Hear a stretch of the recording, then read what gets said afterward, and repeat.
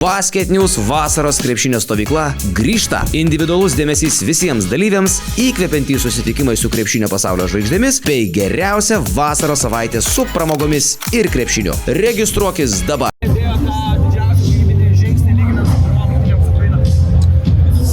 Nežinau, manau, šiek tiek daugiau treniruočių vis tiek išėjo į naudą. Biškai susidėliojom, labiau pasiruošėm, darėm skautingą prieš Ukrainą, tikrai nesiruošėm tiek daug ir manau, tas lėmė geresnę gynybą. Pirmojo ketvirto pusę praleido 20 + taškų, bet vėliau gynybos susitvarkė. Kur buvo tas raktas gynybos tvarkos? Manau, tiesiog energija. Išėjom biškai atsipalaidavę ir jie šiaip įmetė visai sunkius metimus, tai paskui biškai susikupėm labiau ir tas išėjo į naudą. Ar emocijos debiutuojant Lietuvos rinktinėje, draugiškose rungtynėse ir oficialiuose skiriasi kiek nors? Kad nežinau, kažkaip labai panašiai fanai ir ten palaiko, tai manau visai panašiai. 30 taškai, bet pirmą kėlį 100 skaitai, iš viso ką šitą komandą gali puolimą nuveikti? Manau, kad gali daug. Tikrai nežaidėm dar geriausio krepšinio ir sakiau, viskas ateina su laiku. Kasparai, antros rungtynės dabar Europoje po sugrįžimo, ar ne, bendrai žiūrint per tos pastaruosius metus. Kaip bendrai dabar jautiesi europiniam krepšiniui, nes man iš šono atrodo, kad grįžai tuos moksleivių lygos laikus, kur tas, sakykime, dominavimas ir tas laisvė yra jau ir tam vyrų krepšiniui. Jo, sakyčiau, visai pasiilgau to žaidimo su kamuoliu. Vis tiek šiais metais neturėjau jo daug, tai kažkaip tikrai smagu grįžti į tą. Ar būtų teko kalbėti su Bucks treneriu ar organizacija, kokį vaidmenį jie tau matė?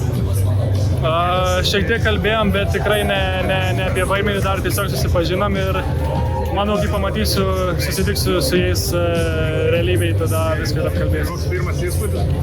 Geras, pirmas įspūdis tikrai geras, organizacija tikrai, manau, daro gerą darbą ir nekantrauju susipažinti su visais. Dabar kalbant apie Miami, buvo iš jų pusės kažkoks atsisveikinimas ar galbūt paaiškinta, dėl ko būtent priėmė tokį sprendimą iš žaidybos? Jo, buvo ir treneriai paskambino ir visi susisiekė tikrai, tai draugiškai įsiskyrėm, kaip sakoma, tikrai ne, čia manau yra biznis ir visi supranta. Gal turėsi susikūręs įspūdį apie Milwaukee miestą? Kas tavęs ten laukia? Kaip? Apie Milwaukee miestą gal turėjai įspūdį? Kad nelabai turiu, ten buvau kelis kartus tik varžybose, tai žinau, kad šalta žiemom, tai va grįšiu į Lietuvos orą biškį. Atsižvelgiant, kad sezonas tavo baigėsi gan senai ir dabar 3 savaitės tas sportavai, kiek toli esi nuo savo geriausios sportinės formas, kaip tai jautiesi? Manau, toli dar. Tikrai toli, bet nežinau, po biškį kažkaip sakiau, biškį atsigaunu, visai man patinka žaisti tą krepšinį, tai kad ir nesu geriausios formos, tikrai bandau atiduoti visą save. Esant rinktinės temą, kelios savaitės darbo su Rimu Kurtinaičiu yra, galima sakyti, tavo antras treneris vyrų krepšinį. Kokį įspūdį turėjo apie šį specialistą, kuris vienas tituluočiausių Lietuvos, galima sakyti, krepšinio istorijoje? Gerai, tikrai nebuvo to daug laiko, kaip ir sakiau, pats aš nesportavau tiek daug, tai man sunku kažką pasakyti, bet tikrai įspūdis geras.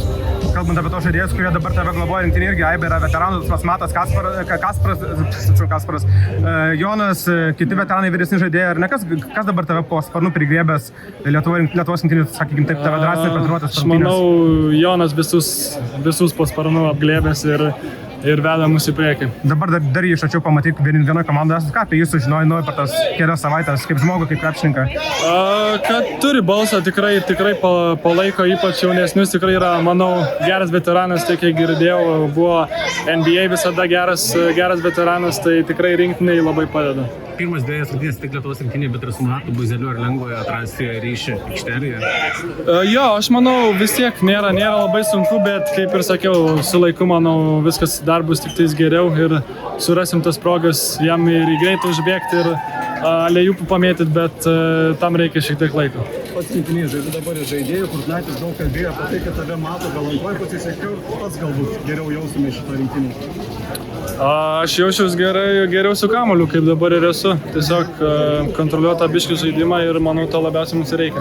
Rungtynių pradžioje maitino kamuoliais Ąžuolą, kiek jis šitoje rungtynėje yra tas pamatinis žaidėjas ir kiek randi ryšį su juo irgi aikštėje?